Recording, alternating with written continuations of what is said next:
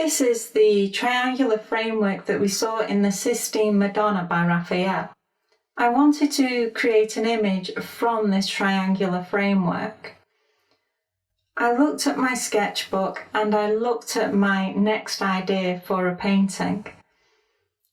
It was an image of a horse running through a keyhole. It included a drawing of a key because that was an important thing to include in the image. My sketchbook had no ideas about what kind of composition should be used. My first thought was that the horse should be running straight towards me. But I had this interesting triangle framework and I wanted to challenge myself.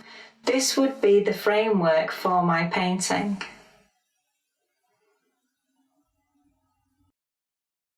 As you can see, my image looks nothing like the image by Raphael, even though they share the same framework.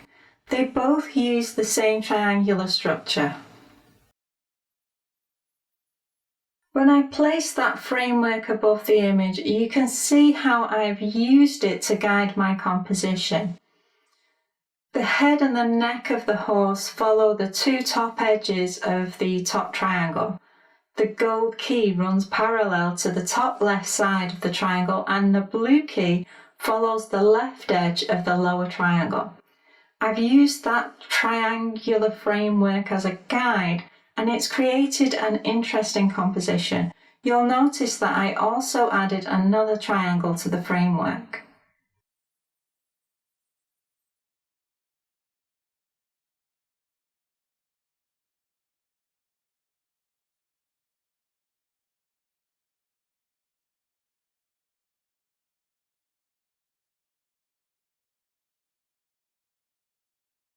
The shape of the keyhole creates another triangle. I've added to the framework because it was a necessary piece of subject matter. I knew that I wanted a keyhole in this image and I knew that either the framework would need to change or the subject matter would need to change. I needed to consider which was the most important to me. Is composition more important than subject matter? I sometimes wonder how many decisions we make when we create a piece of artwork. These decisions are a constant part of the process and we often use our intuition to guide us. There is no right or wrong answer. It depends on what the artist prefers. I chose subject matter, but that isn't to say that I always value subject matter over composition. I felt it was the right decision for this piece of artwork. It's about the particular context I was faced with and what's right for my artistic practice.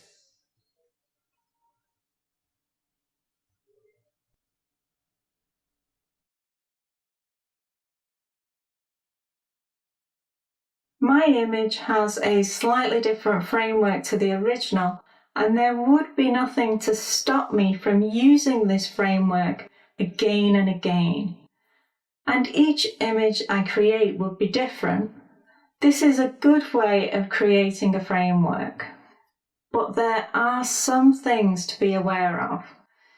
You might be tempted to grab a copy of your favourite piece of artwork and examine its framework to create your own artwork. This isn't the best approach to take. Chances are you love that piece of artwork for many reasons and its structure might not be its main strength.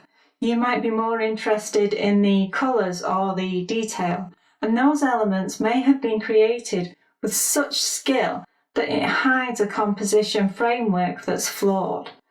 When you look at a piece of artwork, consider looking at it in different ways. Look at the entire piece of artwork and take a moment to enjoy it for what it is. Once you've appreciated the complete vision, you can analyse the artwork by looking solely at the use of colour or the structure of the composition. It helps if you divide the painting into key areas and analyse the artist's skill in each key area.